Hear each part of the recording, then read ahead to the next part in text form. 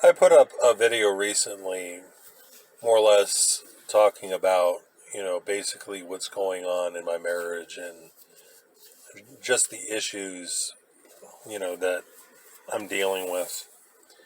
And I think of the different scenarios that I and so many men in this world face, regarding, our supposed role in this world and the burden that this world puts on us as men and the responsibilities and the dictates that are given to us, to be financially prosperous and, to have a good reputation in this world. This is the things that we have to apparently abide by.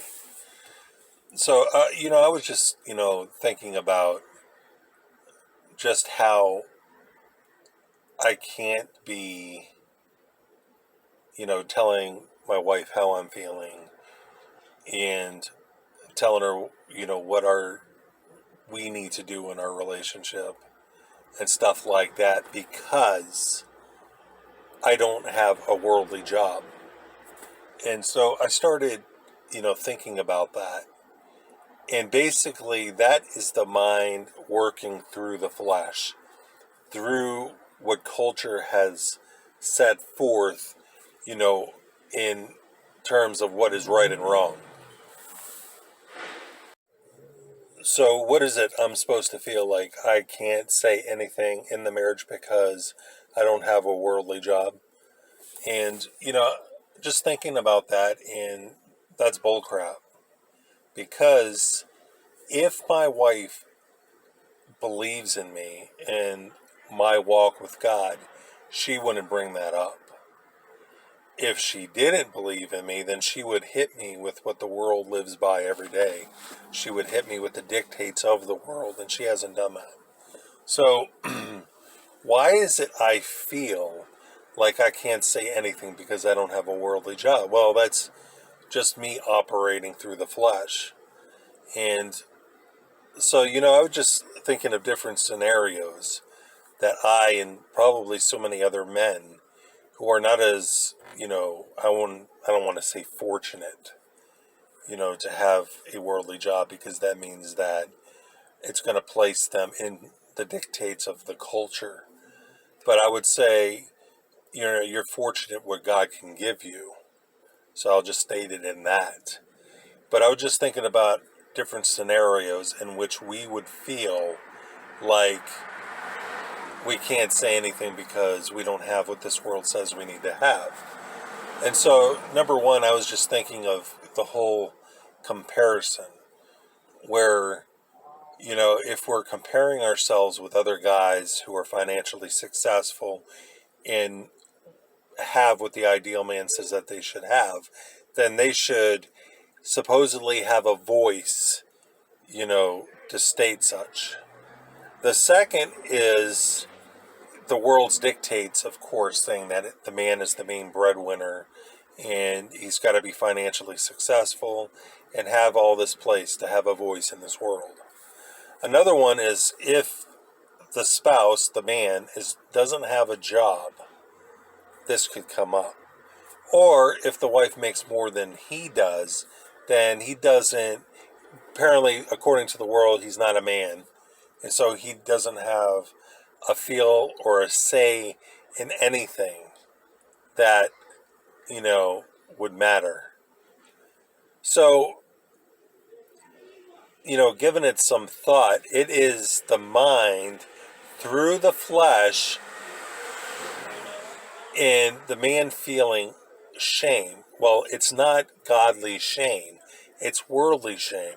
Because if you're doing what God wants you to do, then you're operating in the spirit and outside of culture.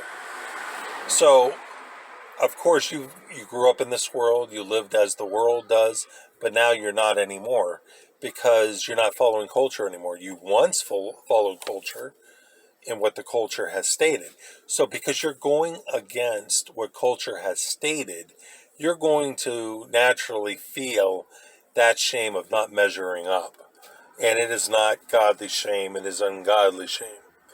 So it goes back, for me personally, what God has told me.